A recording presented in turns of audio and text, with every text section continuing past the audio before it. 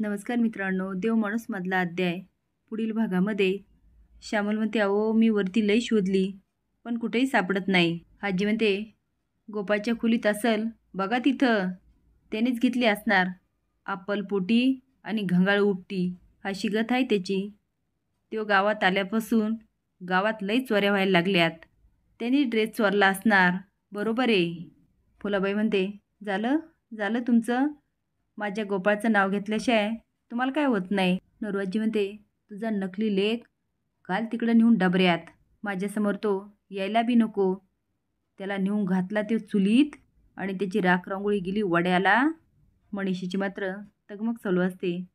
ती म्हणत असते, काय गरज होती या गंगाला त्यांच्यासमोर मुंबईचा विषय काढायची. आताही माझ्यावर खूप चिडले असणार. तेवढ्यात गोपाळ येतो, दार लावून घेतो आणि म्हणतो, काय गरज होती तुम्ही मुंबईला जाता हे त्या गंगाला सांगायची.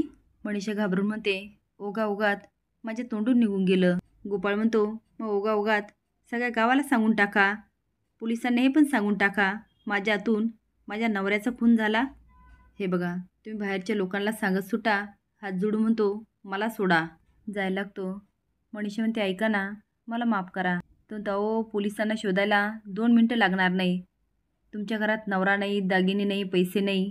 मी सगळं तुमच्यासाठी करतो आणि तुम्ही काय करताय. पोलिसांना फुटेज द्या, लॅपटॉप द्या, पासवर्ड द्या. मुंबईला जाते हे लोकांना सांगा. मनीषा म्हणते, ऐका ना, मी तुमच्यापासून आता काहीच लपवणार नाही.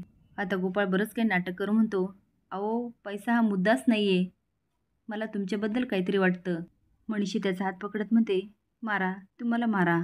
गोपाळ म्हणतो, ऐका ना, तुम्ही असं काही करू नका. मी तुम्हाला वचन दिलं ना हो, मी तुम्हाला इथून लांब घेऊन जाणार आहे. मी दिलेले शब्द पाळतो हे चांगलं माहिती तुम्हाला.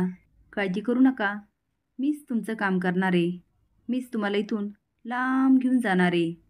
आता तिकडे गेल्यानंतर आपल्याला लागणार पैसे. पैसे कुठे तेवढं मला सांगा. मनीषा म्हणते, हो हो, मी लगेच पैसे आणते. तुम्ही थांबा, मी लगेच पैसे आणते. मनीषा बॅग घेऊन येते. गोपाळ पटकन बॅग हिसकवतो. त्यामधून पैसे काढतो आणि त्याकडे बघत असतो. मनीषा म्हणते, या सगळ्यामधून मला लवकरात लवकर बाहेर पडायचे. गोपाळ म्हणतो, आज रात्रीच आपण इथून निघून जाऊ. सगळे झोपल्यानंतर गोपाळ उठतो आणि अंधारात कात्री घेत असतो. तेवढ्यात लाईट लागते. तर दचकून बाजूला बघतो तर लाली असते. ती आता त्याच्याकडं कटाक्षाने बघते आणि जवळ येत असते. गोपाळ घाबरतो आणि हळूच कात्री काढतो. पण त्याच्या चेहऱ्यावर प्रश्नचिन्ह असतं की आता हिला काय उत्तर द्यायचं. तुम्हाला काय वाटतं, गोपाळ काय उत्तर देणार हे कमेंट बॉक्समध्ये नक्की सांगा. नवीन अपडेट जाण्यासाठी लाईक आणि सबस्क्राईब करा. धन्यवाद.